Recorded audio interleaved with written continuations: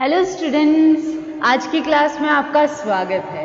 आज हम training presentation के बारे में डिस्कस करेंगे। प्रीवियस क्लास में हमने सेल्स प्रेजेंटेशन के बारे में डिस्कस किया था। आज हम ट्रेनिंग प्रेजेंटेशन के बारे में डिस्कस करेंगे कि ट्रेनिंग प्रेजेंटेशन किस तरह से, कौन से स्टेप से होकर हम प्रेजेंटेशन बना सकते हैं। कि प्रशिक्षण, इसको हम प्रशिक्षण प्रस्तुतिकरण भी कह सकते हैं। ट्रेनिंग को प्रशिक्षण कहते हैं, हिंदी में प्रस्तुतिकरण। ठीक है, तो चलिए हम उन पर बात करते हैं। प्रशिक्षण प्रस्तुतिकरण प्राय सूचनात्मक और औपचारिक प्रस्तुति होती है। Training presentation is usually an informative and formal presentation. ठीक है, चलिए पहले इसको लिख लेते हैं। Training presentation is usually an informative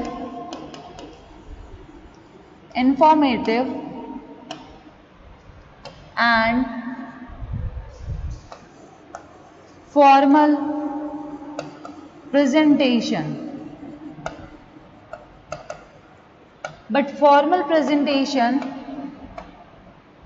But informal presentation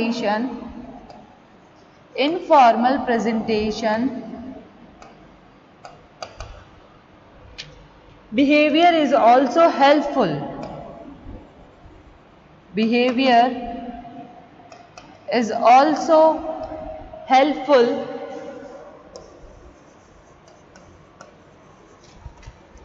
Usually new workers have to formally take part in this program. ठीक है, यानी हम ये कह सकते हैं कि प्राय जो नए कर्मचारी आते हैं वो हमेशा औपचारिक रूप से इस प्रकार के कार्यक्रमों में भाग लेते हैं। ट्रेनिंग का मतलब आप समझते हो, जो कंपनी में नए कर्मचारी आते हैं उनके लिए ट्रेनिंग प्रोग्राम रखा जाता है और वो ही लोग उस प्रेजेंटेशन में, ट्रेनिंग प्रेजेंटेशन में पार्टिसिपेंट्स बनते हैं या मेंबर्स बनते हैं या ऑडियंस बनते हैं। तो अब हम बात करेंगे कि हम कौन कौन से स्टेप्स हम वो स्टेप सारे पढ़ेंगे जो ट्रेनिंग प्रेजेंटेशन को प्रिपेयर करने में काम आते हैं। तो चलिए, सबसे पहला जो स्टेप्स है,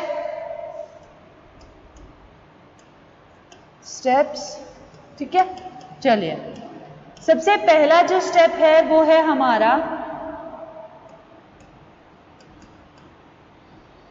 setting the objectives.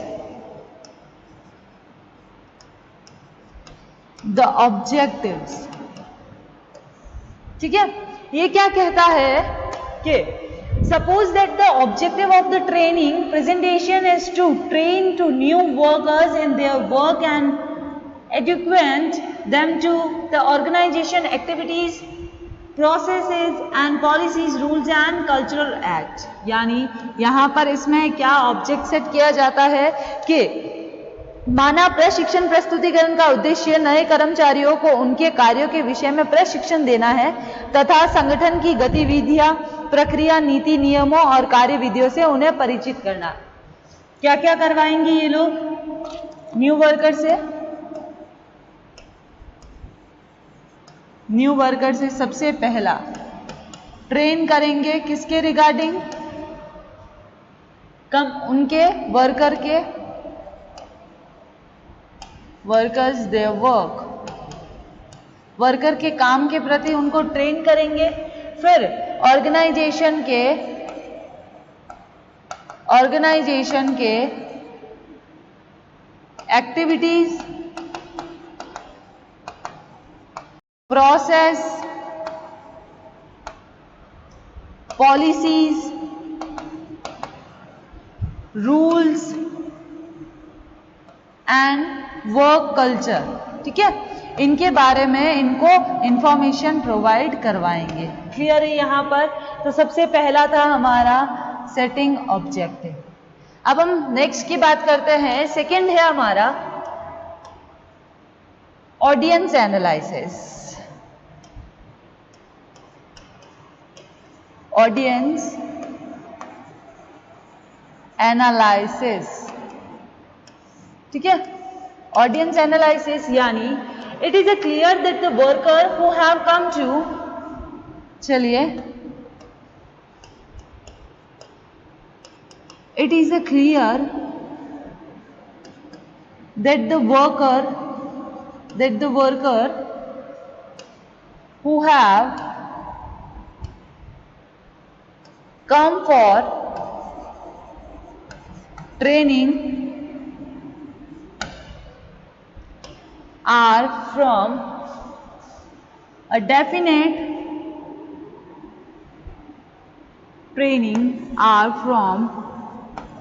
definite age group, have similar, सभी की एक जैसी जो डेफिनेट ग्रुप है एज का, उन सबको, और जो सिमिलर एबिलिटी या इंटरेस्ट रखता है उन सबको आपको क्या करना है, analyse. This should be keeped in a mind while giving the presentation. जब भी आप प्रेजेंटेशन दे रहे हो ऑडियंस एनालिसिस में, यानी कि आपको ये ध्यान रखना है कि आप किस उम्र के व्यक्तियों के सामने अपनी प्रेजेंटेशन दे रहे हो, और फिर आपको एनालाइज करना है कि जिन भी लोगों के सामने आप अपना प्रेजेंटेशन दे रहे हो, ट्रेनिंग प्रेजेंटेशन, उनका इंटरेस्ट कैसा है। क्लियर है यहाँ पर। अब हम बात करते हैं थर्ड की। थर्ड स्टेप कौन सा है हमारा, selection of main ideas। इसको कहते हैं मुख्य विचारों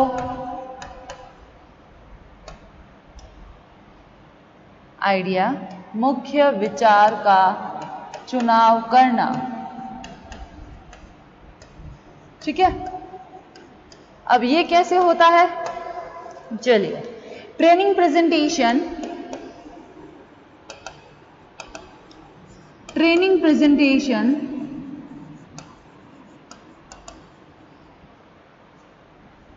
has a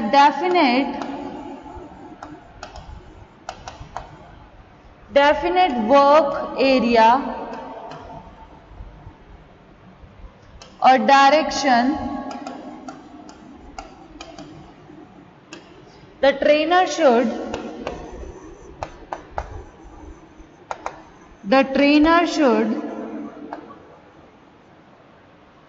be informed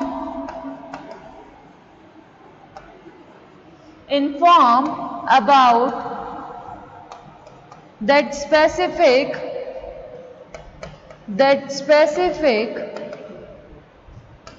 direction और theme.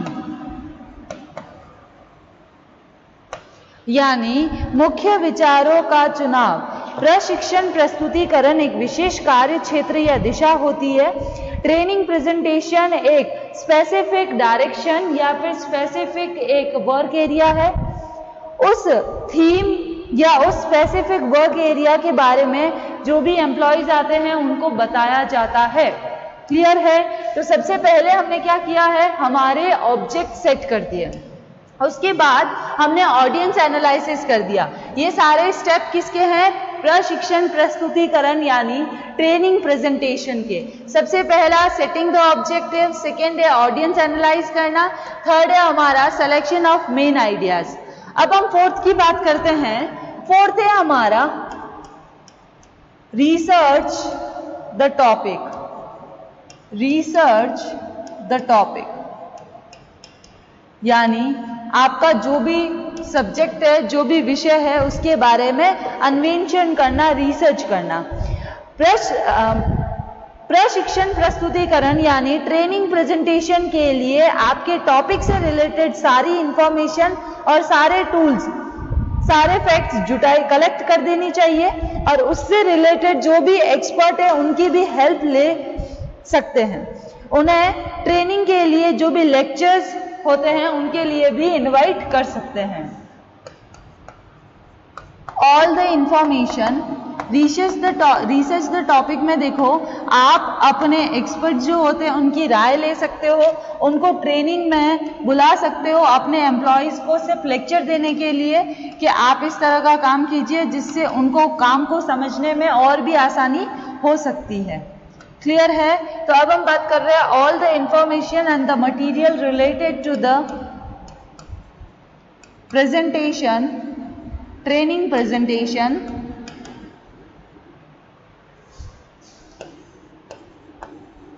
should be gathered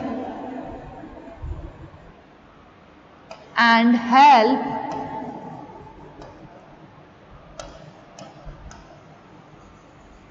should be sought from expert। Expert को बुला सकते हैं हम लोग, विशेषज्ञों को, ठीक है। They should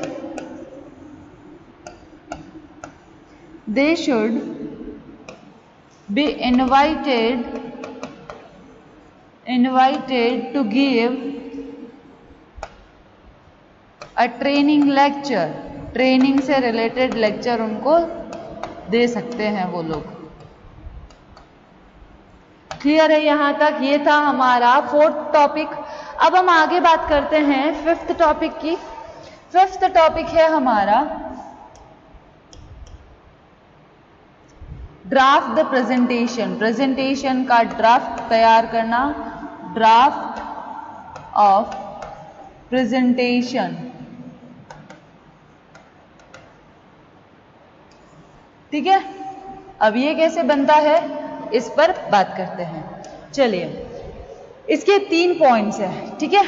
फर्स्ट से स्टार्ट करते हैं। सबसे पहला जो पॉइंट है वो है इंट्रोडक्शन। ये जो प्रोसेस आपको जानी पहचानी लग रही होगी, क्योंकि प्रेजेंटेशन की प्रोसेस सेम होती है, बस कंटेंट आपको प्रेजेंटेशन के हिसाब से लिखना है। ट्रेनिंग प्रेजेंटेशन है तो ट्रेनिंग के प्रेजेंटेशन के हिसाब से आप, पर जो प्रोसेस, जो स्टेप्स होते हैं वो सिमिलर ही होते हैं, ठीक है। तो सबसे पहला इंट्रोडक्शन पार्ट। इंट्रोडक्शन पार्ट में हम 3 पॉइंट पर डिस्कस करेंगे, ठीक है। पी का मतलब होता है पोर्च, ए का मतलब होता है एम, एल का मतलब होता है लेआउट, ठीक है। यानी पोर्च जो है पी, उसका मतलब होता है कि प्रशिक्षण प्रारंभ का जो भूमिका बनाती है कहानी आज के व्यवसाय की जटिलता या फिर कोई प्रश्न पूछकर की जा सकती है। इंट्रोडक्शन में सबसे पहले, या फिर तो आप क्या करो कि can be started through a story. Presentation कैसे स्टार्ट करोगे? या तो स्टोरी से स्टार्ट कर सकते हो, या फिर आप करो प्रेजेंटेशन स्टार्ट और बाय टेलिंग अबाउट डिफिकल्टीज, कठिनाइयों के बारे में, द डिफिकल्टीज, इनके बारे में बात करके आप अपनी प्रेजेंटेशन स्टार्ट कर सकते हो। या फिर कोई भी प्रश्न पूछकर, क्वेश्चन पुट करके आप अपना आप क्वेश्चन पूछकर कर सकते हो। क्लियर है यहाँ तक? ये था हमारा पोर्च। अब हम बात करते हैं एम की, यानी आपका क्या उद्देश्य, क्या लक्ष्य है, उद्देश्य क्या है। यानी जो ट्रेनीज होते हैं वो इस प्रस्तुतिकरण के उद्देश्य को अवगत कराना चाहिए, यानी कि हम प्रेजेंट क्यों कर रहे हैं, हम अपनी प्रेजेंटेशन क्यों बनाई है हमने, ठीक है। हमारा एम क्या है, क्या हमने, हमारा बिजनेस सही चल रहा था, सब कुछ सही था, सेटअप प्रोडक्ट बिक रहे थे, फिर भी हमने प्रेजेंटेशन बनाई? नहीं, ऐसा पॉसिबल ही नहीं है। या तो आपको अपना प्रॉफिट इंक्रीज करना होगा, या फिर आपको प्रोडक्ट में अल्टरेशन करने होंगे, या फिर आपको प्रोडक्ट का मैच्योरिटी लेवल पता चल गया होगा। कुछ ना कुछ उस प्रेजेंटेशन के पीछे क्या होता है, एम, ठीक है। उसके बाद नेक्स्ट थर्ड है हमारा लेआउट। लेआउट क्या कहता है कि the trainee should be told about the agenda of the presentation. Trainees को क्या बताना चाहिए, एजेंडा, के प्रेजेंटेशन का एजेंडा क्या है, कार्य सूची क्या है, क्यों बनाई गई है, इसमें उन्हें प्रशिक्षण की समय सारणी, टाइम शेड्यूल, लंच, जो भी मैनेजमेंट आपने किया है उन सब के बारे में बताना है, जैसे लंच, टाइम, डे स्केड्यूल, ये आपका आ गया डे, इन सब के बारे में बताना। तो ये है हमारा ड्राफ्ट ऑफ प्रेजेंटेशन। इसका मतलब होता है इसमें 3 पार्ट है, इंट्रोडक्शन, पोर्च, एम एंड लेआउट। क्लियर है यहाँ तक? अब हम बात करते हैं नेक्स्ट स्टेप की। नेक्स्ट स्टेप है हमारा, ये था हमारा ड्राफ्ट का सबसे पहला स्टेप। हाँ, ये ड्राफ्ट का सबसे पहला स्टेप है। उसके बाद ड्राफ्ट का सेकेंड जो स्टेप है वो है हमारा टेक्स्ट। ठीक है, टेक्स्ट यानी all the information related to the main ideas. चलिए नोट करते हैं, all the information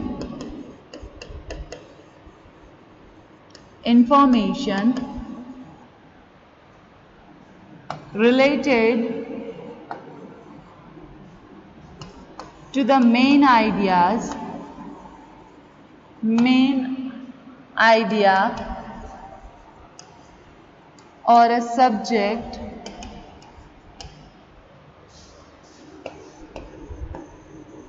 should be keep well organized. If यानी कि मूल विषय के संबंधित सभी जानकारियां बड़ी सुव्यवस्थित ढंग से प्रेजेंटेशन में रखनी चाहिए आपको। ठीक है, फिर नेक्स्ट कहता है कि if the copies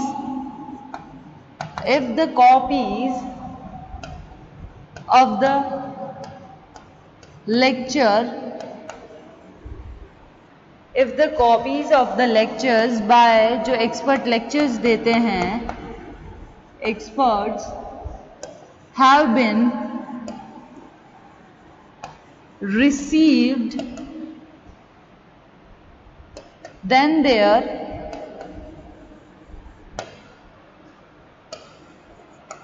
copies should be distributed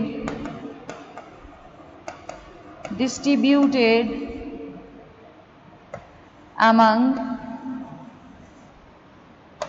the audience. Clear है यहाँ पर?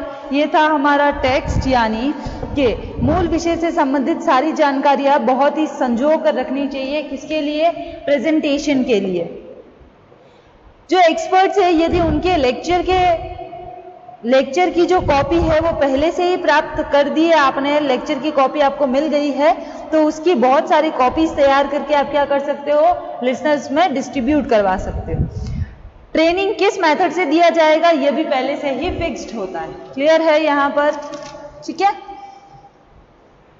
The method of the presentation should be pre decided. यहाँ पर हम सिर्फ प्री डिसाइडेड लिख देते हैं। ठीक है, ये था हमारा टेक्स्ट। अब नेक्स्ट हमारा ड्राफ्ट में ही आगे जो थर्ड पार्ट है वो है समरी और कंक्लूजन। Summary and conclusion.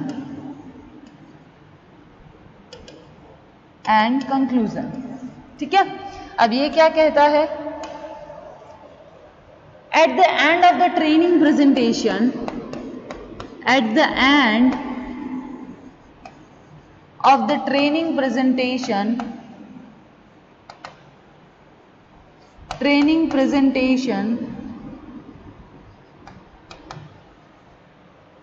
एक second, training presentation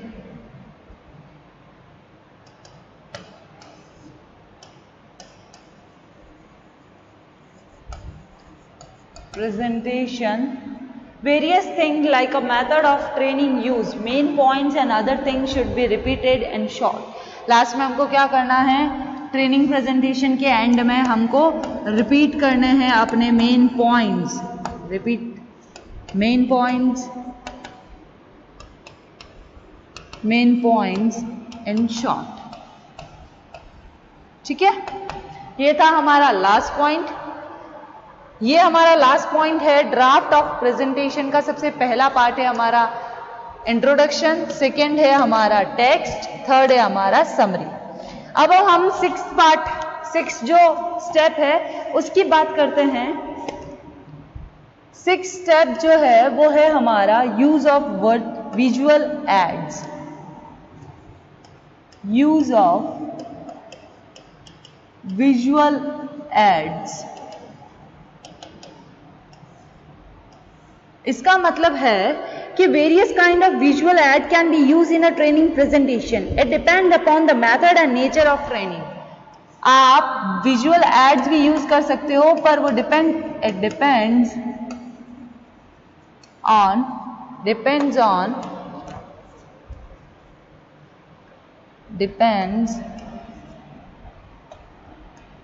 upon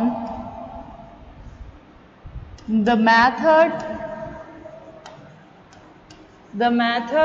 and nature of training,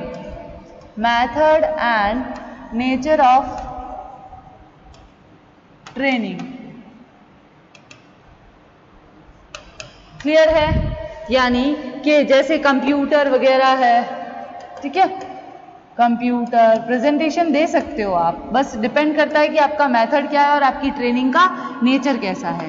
projector के थ्रू आप दे सकते हो, ठीक है, माइक, तो इस तरह से आप दे सकते हो। फिर लास्ट जो पॉइंट स्टेप बचता है वो है रिहर्सल। ठीक है, लास्ट पॉइंट है हमारा रिहर्सल।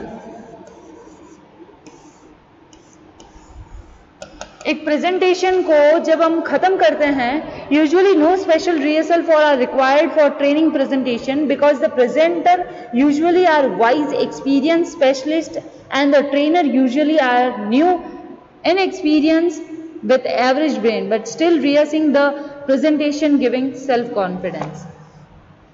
यहाँ पर ट्रेनिंग में जब आप पुनः प्रयास करते हो अभ्यास की, तो उसके लिए प्राय प्रशिक्षण कार्यक्रमों के लिए आवश्यकता नहीं होती है, क्योंकि जो प्रेजेंटर होता है वो पहले से ही, जो आपका प्रेजेंटर है वो पहले से ही क्या होता है, वाइज होता है, इंटेलिजेंट होता है, तभी वो आपको दे रहा है। ठीक है, तो अगर आपका प्रेजेंटर इंटेलिजेंट है, वाइज है, एक्सपीरियंस है, तो आपको क्या है, रिहर्सल की जरूरत नहीं है। ऐसा लोग सोचते हैं कि जो प्रेजेंटर है उसने बहुत सारे ऐसे ट्रेनीज जो न्यू हैं उनको अपनी प्रेजेंटेशन दी है, पर फिर भी but still rehearsing the presentation give us self confidence. फिर भी प्रेजेंटेशन के टाइम आपको रिहर्सल करनी चाहिए। ठीक है, presentation gives a self confidence.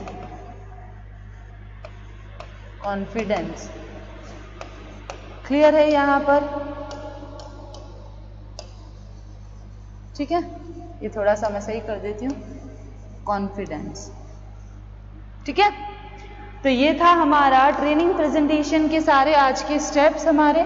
ये देखिए, ट्रेनिंग प्रेजेंटेशन स्टार्ट किया था आज हमने टॉपिक, उसके स्टेप्स देखे थे कि कौन कौन से ट्रेनिंग प्रेजेंटेशन के स्टेप होते हैं। सबसे पहला है सेटिंग द ऑब्जेक्टिव्स, सेकेंड है हमारा ऑडियंस एनालिसिस, थर्ड है हमारा selection of main ideas, fourth है रिसर्च द टॉपिक, फिर है हमारा ड्राफ्ट द प्रेजेंटेशन। ड्राफ्ट में 3 थे, introduction part, text part and summary and conclusion. And 6 था हमारा use of visual aids, and last है हमारा रिहर्सल। बिना रिहर्सल के आप अपना कॉन्फिडेंस खो सकते हो। क्लियर है? तो आज की जो क्लास है वो हम यही खत्म करते हैं।